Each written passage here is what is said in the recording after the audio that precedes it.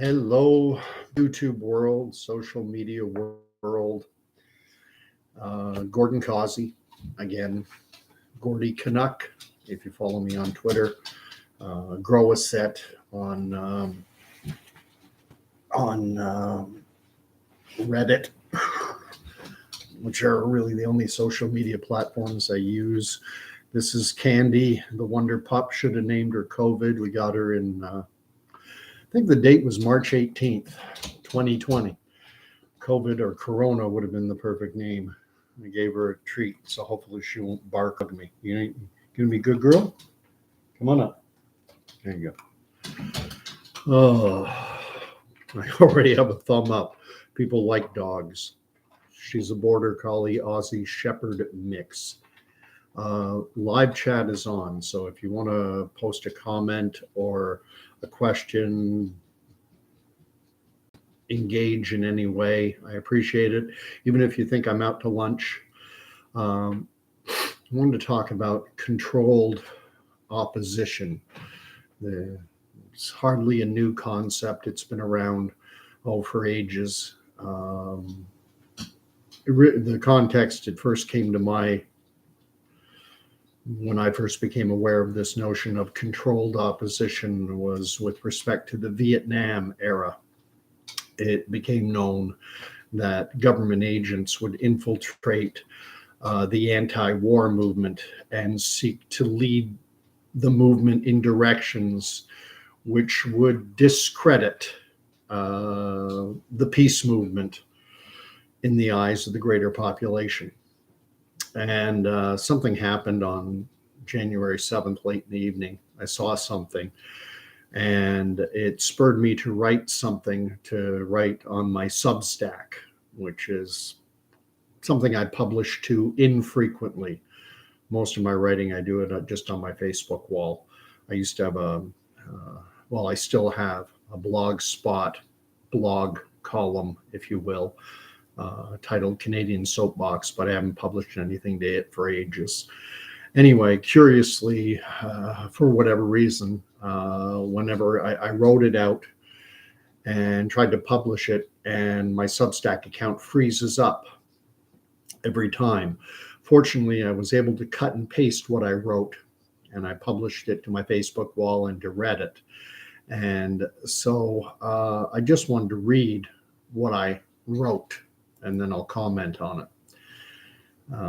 And great. Here we go. The title of it was, Did Steve Kirsch Out Himself as Being Part of the Controlled Opposition? ? And here's what I wrote. Steve Kirsch, a well-known mainstream narrative on all things COVID, published a tweet in the early hours of January 7th, 2020.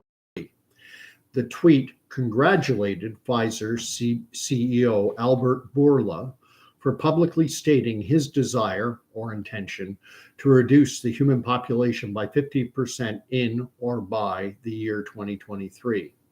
The tweet included a link to the following site where you can view the related video, a video which has been doctored, and then I include a link to that video clip.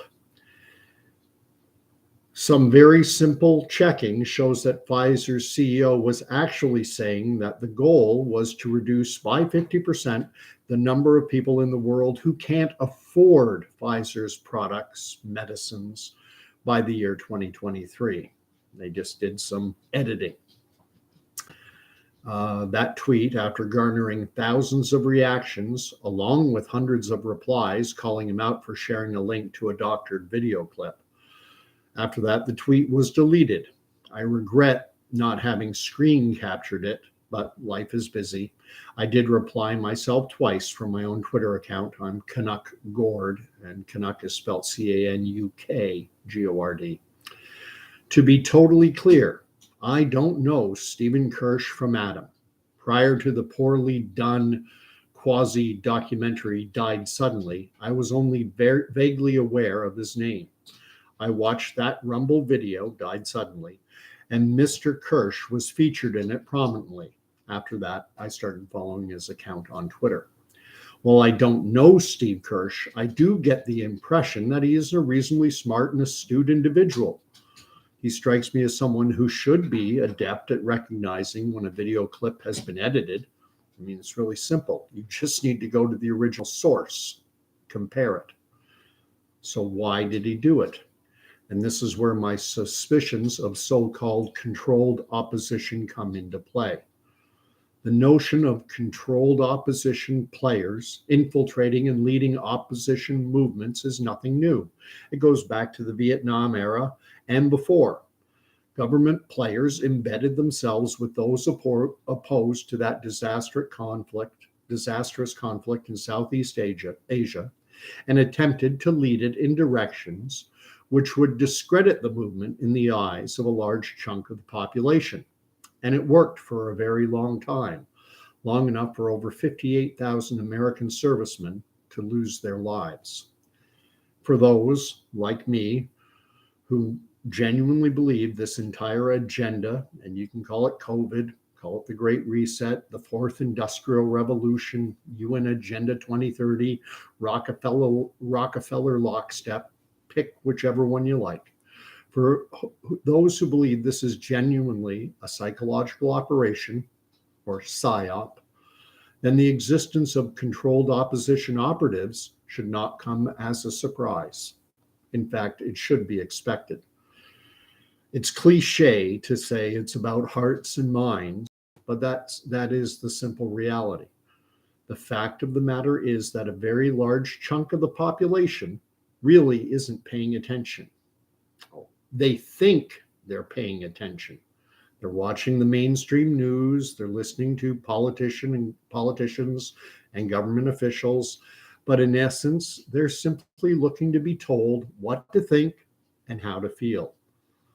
And against the forces of government and media empires comes the voices of the opposition. And this is a David and Goliath scenario, if ever there was one. And this David and Goliath metaphor is worth exploring, I believe. My Christian faith notwithstanding, I can empathize with the Hebrew soldiers presented in that account. I believe it's in the book of Samuel, who were likely less than thrilled with the champion that they were throwing up against the giant Goliath. Let's face it, in this battle against government, with all its powers, plus the backing of tech, media, corporate giants, with basically pretty much limitless resources, most of us were all Davids with little more than a little flimsy little slingshot. Now, wouldn't it be nice to have a true champion, someone or someones who can match or at least approximate the production values of the propaganda masters we're up against? And into this void steps the likes of this Steve Kirsch and Stu Peters with their decently produced podcasts and slick documentary type videos. And I'm going to submit that it's like putting David on stilts and arming him with an impressive shield and a powerful looking sword.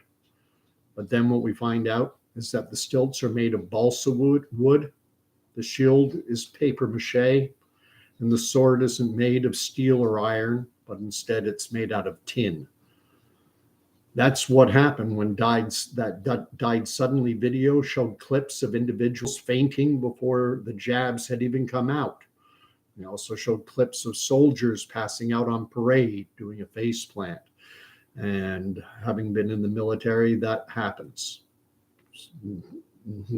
Far from rare, guys standing on parade at attention for protracted periods of time, 20 minutes, an hour. They tell when you're on parade, soldiers are told, if you start feeling faint, take a knee. But guys don't want to do that. No one wants to appear weak, so they try and fight it off, and guys pass out. It does happen. So where was I? There. Any good, solid, and reputable information presented gets discarded by a large part of the unthinking mob who just want to be told what to think and how to feel. Suddenly, oh yeah, I heard about that. It's a bunch of videos unrelated to people taking the jabs, claiming they did, and they're claiming that these people died. One guy passed out at a basketball game before the shots were even out, and he's back playing again. Another was a girl who's supposed to have died after fainting in front of a fell down in front of a train, but she said she passed out because she hadn't eaten all day, and the train missed her. She's still alive. Typical, that's this, and people will say, this is just typical garbage stuff that people put out because morons will believe anything, and they're trying to make idiots believe that it's all about depopulation and genocide. That's the kind of reaction you get. And like it or not, that's the reaction a lot of people have to people like Steve Kirsch, Stu Peters, and I have to wonder whether that or not that is actually the intention. The population in countries like Canada and the United States have never been more divided than they are now, and that serves the architects behind this agenda very well. In my opinion, yes, there is a depopulation agenda. And yes, the WEF, the World Economic Forum, is mapping out a dystopian future with an Orwellian big brother watching everyone's movements, and with biodigital convergence, sometimes called transhumanism. You've got this Yuval Noah Harari talking about hacking human beings and being able to look into even our thoughts and dreams. Instead of looking to champions with their fancy looking but ultimately weak by design weapons, we're better off looking to those with a simple slingshot. And I would strongly suggest getting to know someone from an actual descendant of the House of David. And I hope you know to whom I'm referring.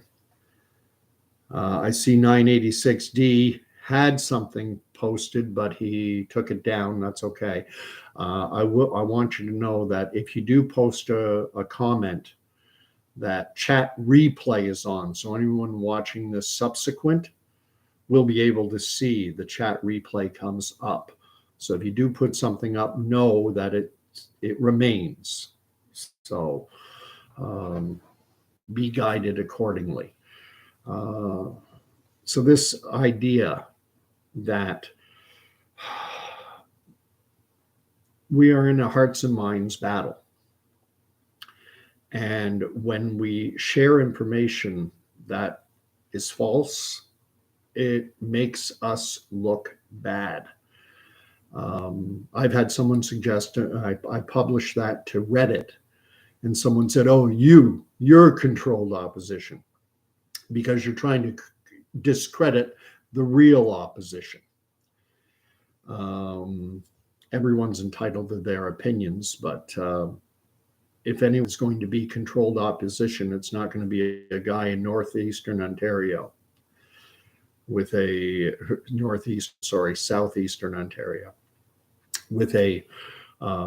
crappy, miserable, and pathetic little YouTube channel and a poor internet connection, who has 80-something followers on YouTube. On Facebook, I think it's 3,600 friends and followers. On Twitter, I'm followed by maybe 500 or so odd people. I'm a fart in a hurricane. If you're going to have controlled opposition, it's going to be someone who's going to garner a large following. Recently, just today, in fact, a Facebook friend, someone I don't know, published. When I say I don't know them personally. I've never met this person face to face. I believe she's Canadian, lives in a different part of Canada, different province. But anyway, she put out a post, a screen capture of a news article about a 17-year-old girl, softball player, who died suddenly, cardiac arrest. And, thrown out there with the obvious inference being that, it was the jabs. So having seen that and not wanting to share it initially, not wanting to share it right away, I wanted to check it first. I wanted to find if there was a story in this so that I could read it. And I found the story. Picture the same girl, Only thing was, it was from the year 2016. Obviously, unrelated completely to the COVID jabs. There are no time machines. And so I informed her. I said, this is a story from 2016. But what it drives home is the simple reality, and something we have to be aware of, is that before the jabs, before COVID, before 2020, before 2021, young, healthy people have died suddenly. It has happened. Is it happening more now than it has in the past? I will submit, yes, it is. There's a peer-reviewed study that's been published, and a European authority looking at varying European sports league calculated that on average there would be 29 sudden deaths among athletes. Now, per year, 29 per year would be about the norm across all these different European sports leagues that would be expected. They found that since the jabs rolled out, it's over 1,000. In terms of my own experience, when the jabs first came out, December of 2020, Canada, they didn't start rolling out really seriously until April, May, June because of supply issues. My initial reluctance was based on the fact that there was absolutely no long-term safety profile on them. And so, knowing that a lot of people were going to get them, I said, well, I'll wait and see, was my attitude. I will wait and see. I know I have my sphere, I have people I know, and I'll see how everyone fares with them. And I've seen far too many severe adverse events post jab for me to be comfortable. I've talked about it before. Now, within my own family, there have been 2 deaths. They were elderly individuals. There was also a younger member of my extended family, 38 years old, 6 foot tall, 180 pounds, a little bit taller and lighter than me, better, more fit than I am. He doesn't smoke, and he had a heart attack.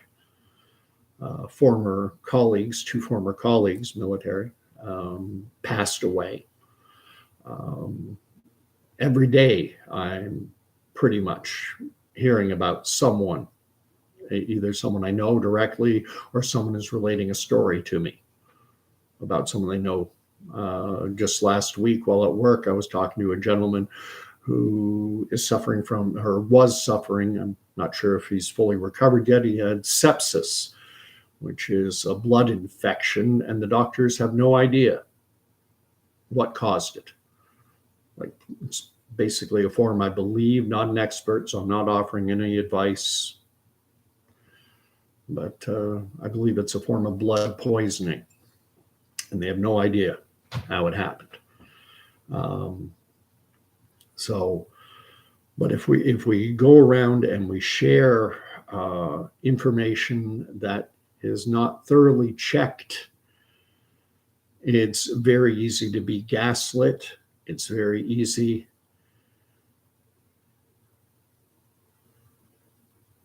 okay, 98060 is putting up his comment. I had the same thinking as you. My idea was to hold off and see. So glad I did. Okay, so we're like-minded. This is just something I want to drive home. I'm assuming that anyone watching my videos, my miserable and pathetic, zero production value YouTube channel, or reading my thoughts on Facebook or on Reddit or on my tweets on Twitter, that you're like-minded. I'm preaching to the choir, as it were. But I want to talk about another, I've mentioned Steve Kirsch now. There's another guy who's very well known, Robert Malone, Dr. Robert Malone. What checking I've done, he went to Northwestern, he went to Harvard, I believe Harvard. I know he went to Northwestern, and I believe he also spent time studying at Harvard. He's a PhD, piled higher and deeper. And he worked at the Salk Institute, that's spelled S-A-L-K, with a team of individuals that were working on the development of these mRNA vaccines. And from what I understand, he holds a number of patents on mRNA technology, 7 or 8 patents on the technology. And he is often presented as the definitive article, THE, the inventor of mRNA vaccines. I saw a panel discussion where someone said, well, we have the inventor of mRNA vaccines. Let's ask him. He's the inventor. And when you say that, when you say he's the inventor, you get the impression of a guy working in a lab by himself or with some, white lab-coated assistants, and he's directing the whole operation, and he's the inventor. Now, I don't mean to belittle the man's contributions. I don't mean to belittle or cast aspersions on what he has accomplished. But when he presents himself, or when he is presented as the inventor, I think it discredits him in the eyes of a good chunk of the population. Oh, he's the guy who invented it, eh? He's the inventor. I think it would be more reasonable if he wanted to present himself in a more reasonable fashion, would be to say he contributed to the invention of mRNA vaccines and holds X78, whatever the number is, patents on the technology. 98060 says all that production is overrated anyways. I kind of like the casual approach. Thank you. I don't monetize anything. I don't. Ultimately, these past 3 years have been tough. They've been incredibly challenging. The world got turned upside down in March of 2020. Like a lot of people, I did not think it made sense. But one thing I think is worth discussing is the fact that human beings, by and large, we are tribal creatures. We tend to seek out our camps. We tend to seek out our echo chambers. And that's good and bad. The good side is, everyone likes to be around like-minded people. If you're a sports enthusiast, you watch sports TV. You're not going to watch soap operas. Someone who likes soap operas probably, is less likely to enjoy watching, ESPN. We all have our little niches, and there's something called guilt by association, I've been hit with it. Oh, you're part of that group, are you? You want to be part of that group? And I remember during the Ottawa convoy protest, CBC News was walking the streets of Ottawa, and they found a woman who was sitting with her feet outside. She was in the passenger seat of a car or truck or something. She had the passenger door open with her seat out, drinking a coffee or whatever. And they came and they asked her why she was in Ottawa, why she was protesting. And she said something to the effect of, "Oh, this has to stop. They deleted my Twitter account. Or they deleted my Facebook account." And so I get hit with. So that's the side you're on, is it? Well, that's your camp, eh? And that's the world we live in. And I know that I put my faith out there a fair bit, my Christian faith.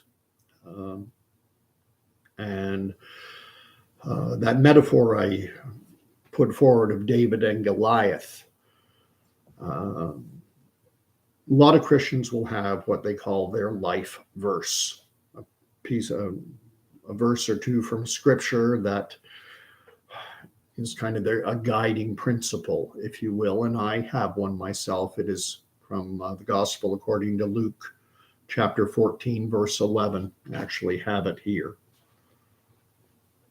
It's hard memorizing Scripture these days because there are about 183 different translations of the Bible. I'm exaggerating, but only a little. And 14:11, for everyone who exalts himself will be humbled, and he who humbles himself will be exalted. And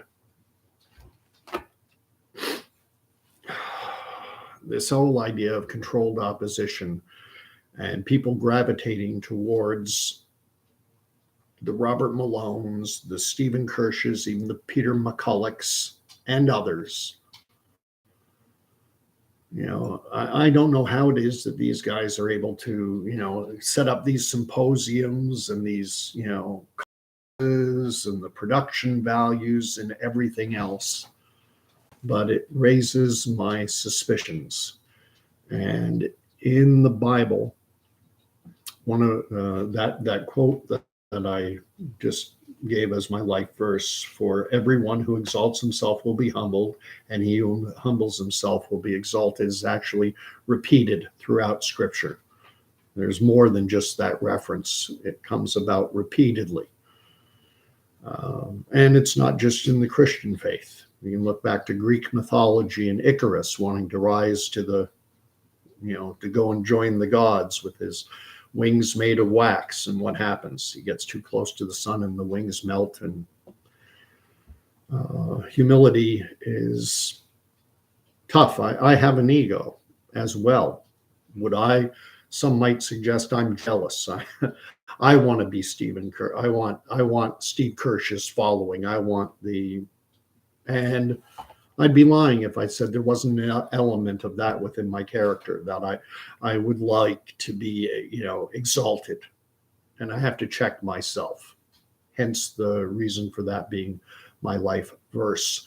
But one of the things that comes out in the Bible repeatedly is that God uses the weak to humble the strong.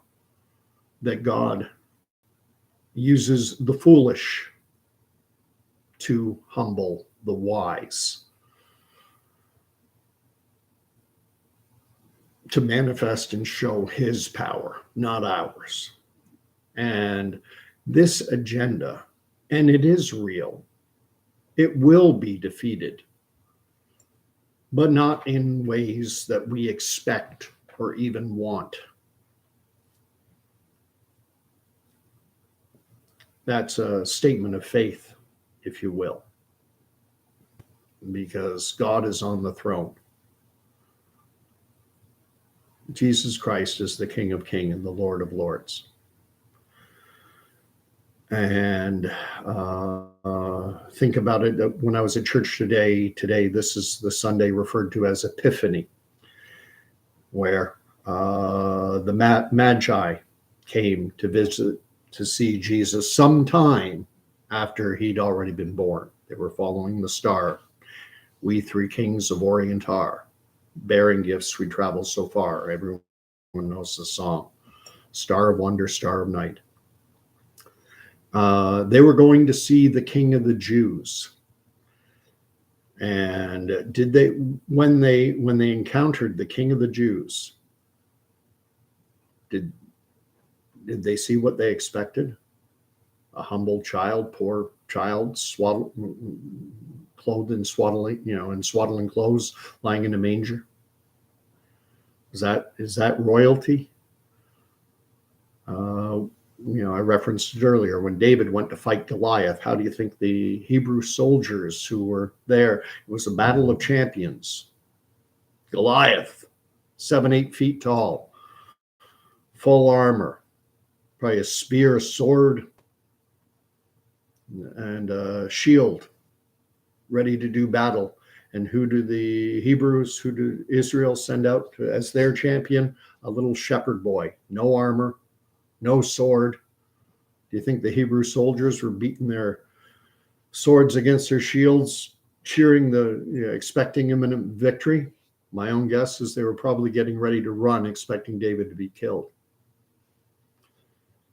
It's the way God works. The sermon today was called, "What Do You Expect?" So I don't want to go. I know that most of the world is not. Christianity, faith in Jesus Christ, is out of favor. It's the foundation of our entire Western civilization, and where it's being torn away.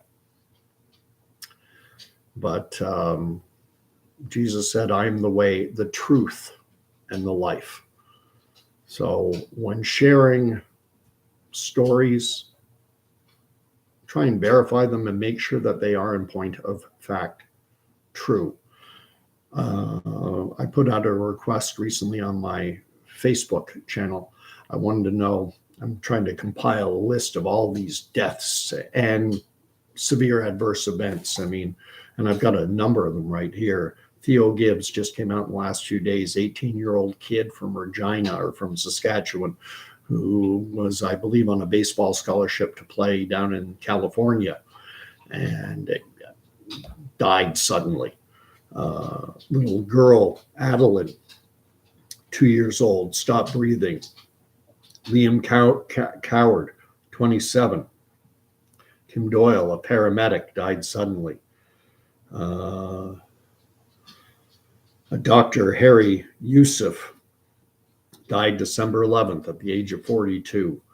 Colton Windrum, 9 years old, December 17th.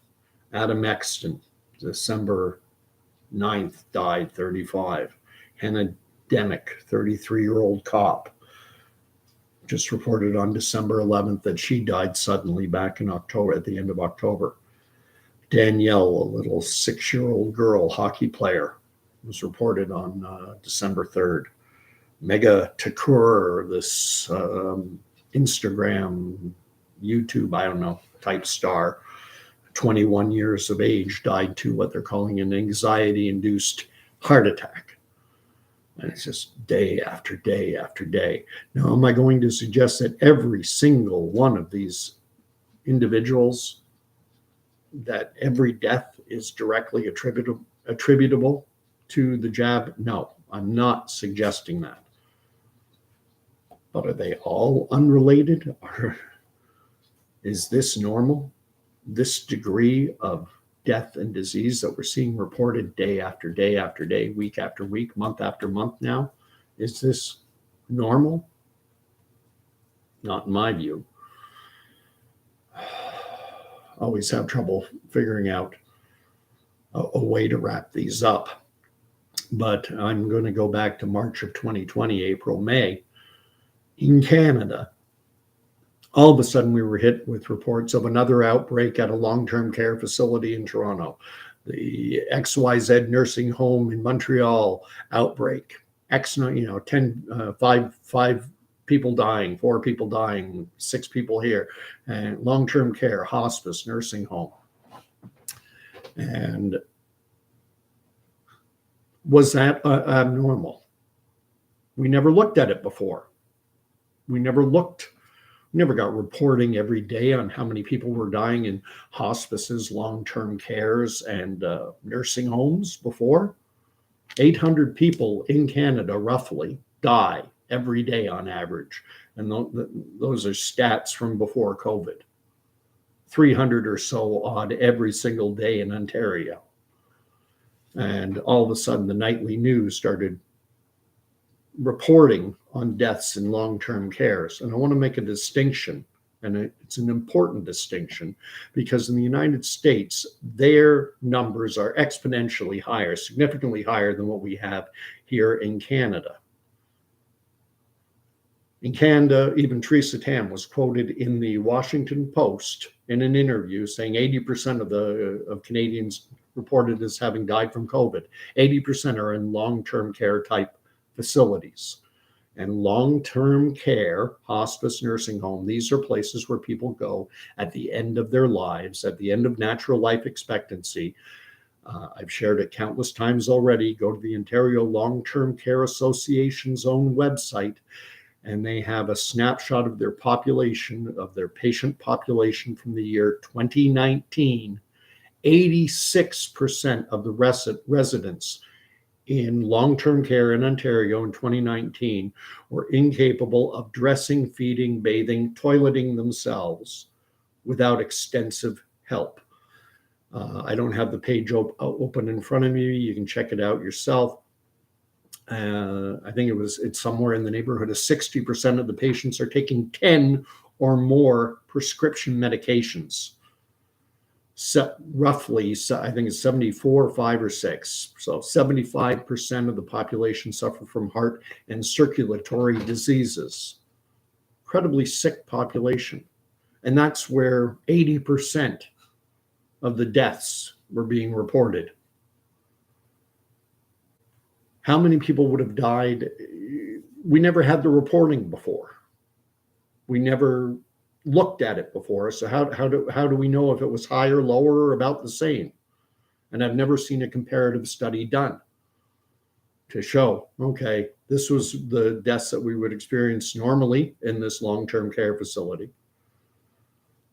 Were the deaths higher? I expect they were.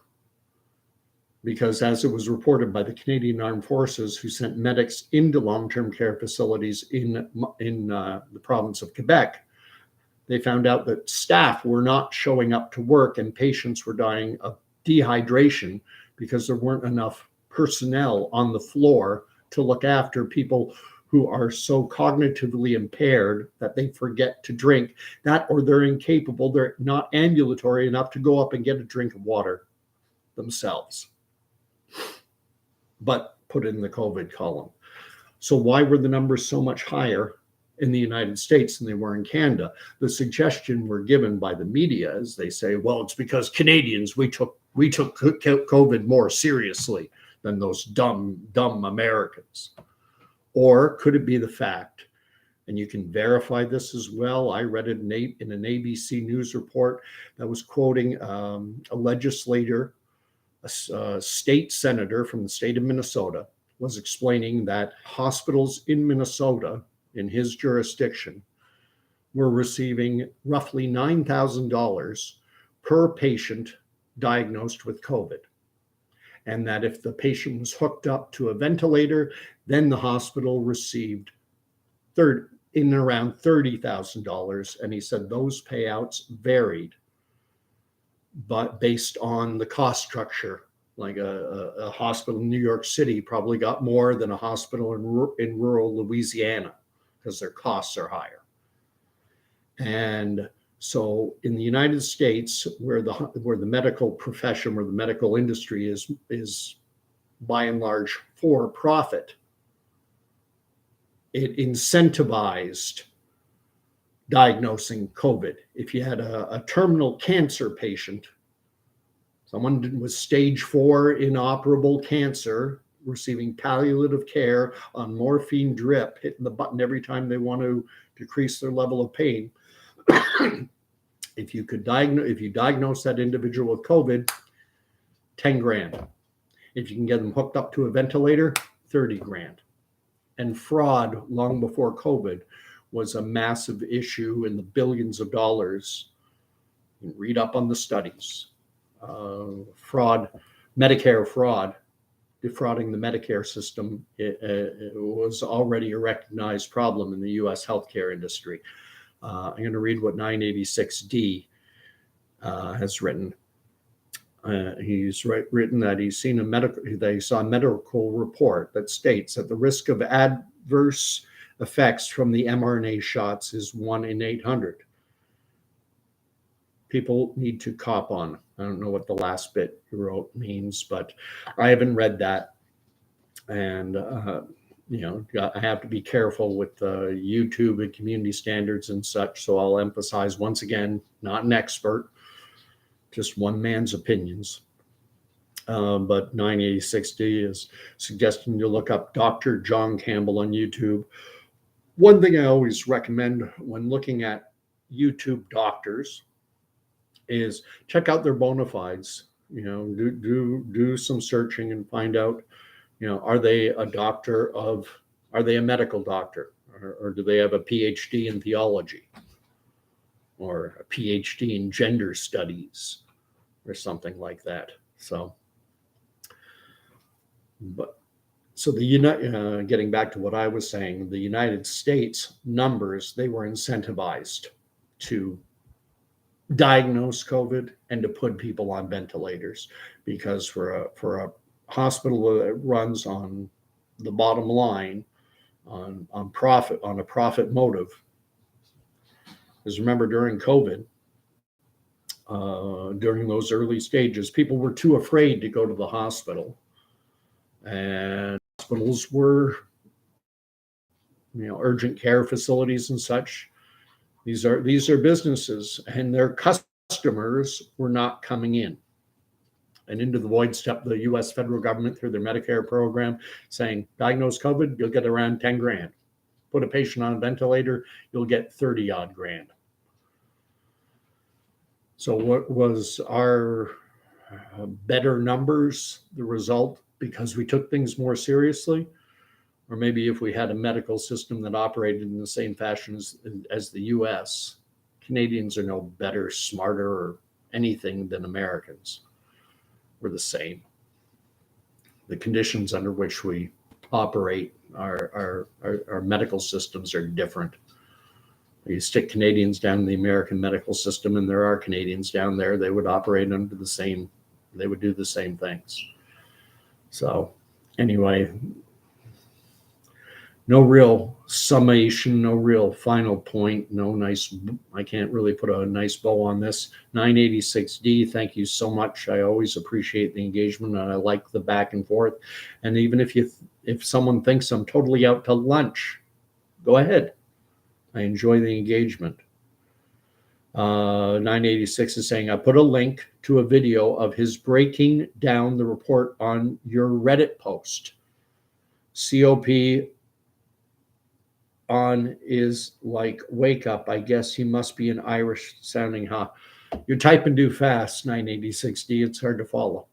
I do that myself.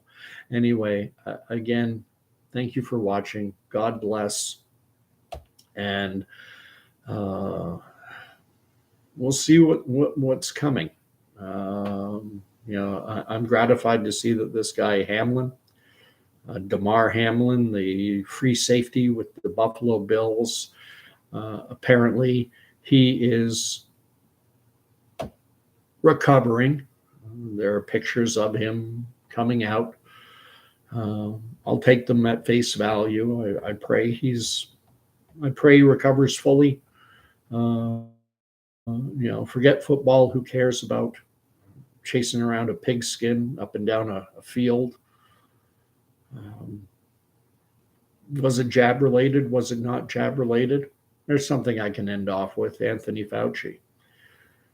In the wake of that Monday Night Football incident where Damar Hamlin, everyone knows of it, or has at least probably seen it, where he fell down. He tackled the guy, went down, got up, and then passed out. Total heart stop, cardiac arrest.